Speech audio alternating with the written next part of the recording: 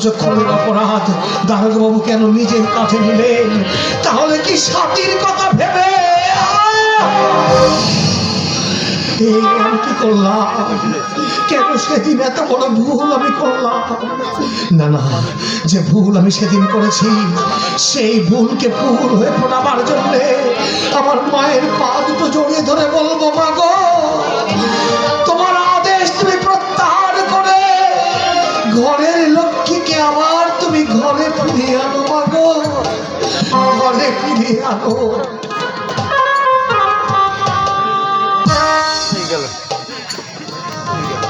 ঘরের লক্ষ্মীকে ঘর থেকে তাড়িয়ে বাবার দোষে দোষী করে সেদিন আমি দেবীকে দানবী ভেবে যে ভুল করেছি, সে ভুলের ক্ষমা নেই।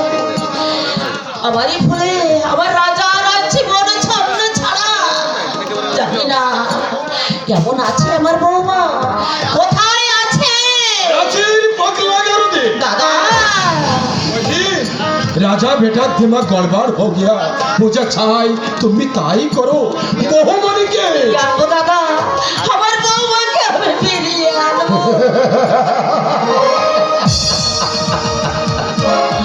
ঘুমের চোখে জল। রাজা, বাবা, যার উপস্থিতিতে সেদিন তোমার মনে উঠেছিল কাল বৈশাখীর ঝড়, ঝড়ের প্রচন্ড তাণ্ডবে ভেঙে গেল যার স্বপ্নের খেলা ঘর। জ্যোৎস্না ঝরা সন্ধ্যা চাঁদ ডুবে গেল মনের আকাশে, ফুল না ফুটেও ঝরে গেল মাটির বুকে।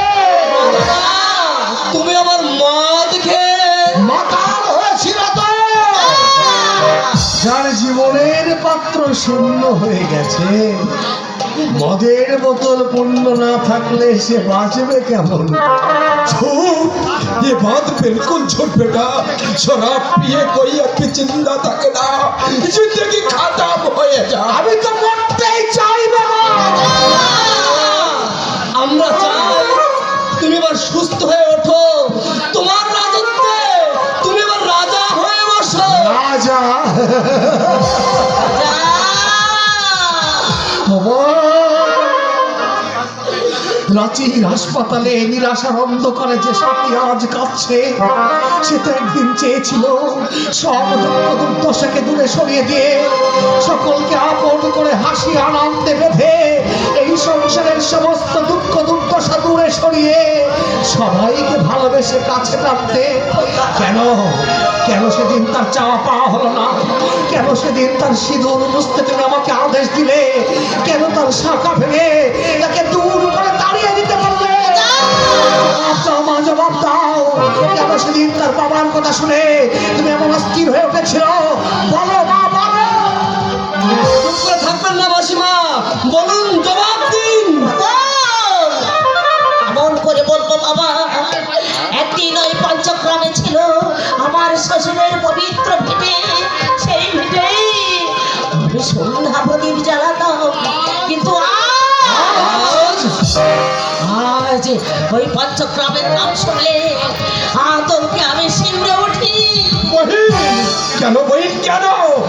একটা ভয়, একটা দুঃস্বপ্নের রাত্রি, দুঃস্বপ্নের রাত্রি। একটা মানুষ রূপে জানোয়ার নীল খোকা আমার বুক থেকে তোর বাবাকে কেড়ে নিল।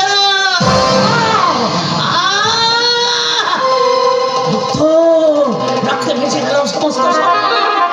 আমি তাকে ছুতে গেলাম, কিন্তু ছুতে পারলাম না। দুজন মাস্তান আমাকে টেনে নিয়ে গেল, লম্পট লুট করলো আমার সতীত্ব। সতী হলো সতী। কে সে শয়তান যার চক্রান্তে মুছে গেছে তোমার স্মৃতির সিঁদুর, যে তোমার সম্ভ্রম হরণ করেছে? বলো, কে সেই লম্পট আমার বাবার মৃত্যু দেখে যে ভয়ঙ্কর রূপে হেসেছিল? কে সেই জানোয়ার? বলো বহিন, তোর নাম বলো। বলুন মাসিমা, সে খুনি লম্পটের নাম বলুন। আর না, পঞ্চগ্রামের জমিদার জগৎ বল্লভ ঘোষা।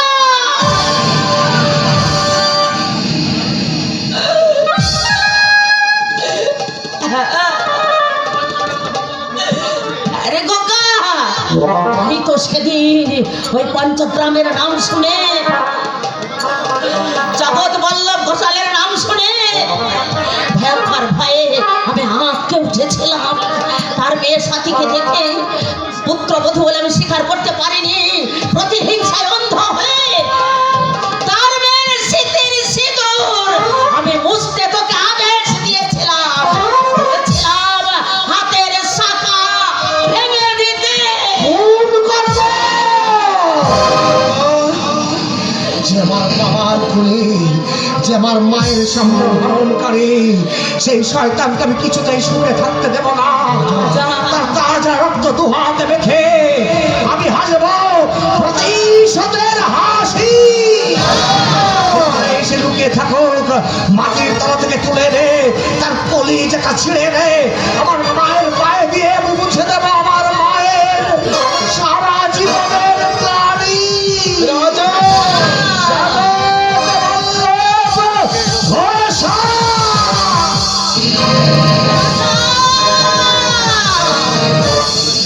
পিছু ডেকে রাজা তাকে ফেরাতে পারবেন না মাসিমা, ফেরাতে পারবেন না। আমিও চললাম রাজাদার সঙ্গে মাসিমা। ওই রাজাদার দাদা ওরা যে চলে গেল। घबरा मत बहन, मदर चाहे तो क्या होता है, वही होता है जो मंजूरे खुदा होता है। দাদা এতদিন যে কথা আমি লুকিয়ে রেখেছিলাম আমার মনের গভীরে, আজ সে কথা বলে দিয়ে আমি কি ভুল করেছি? ওরা জগৎ বল্লভ ঘোষালকে চেনে না। ও হচ্ছে ঘুমন্ত সিংহ, টাকার জড়িয়ে এখনো হু হু করে চলে। এখনো অনেক অপরাধ, অনেক পাপ সে করে চলেছে। না না, আমিও যাব সেই অভিশপ্ত পঞ্চগ্রামে।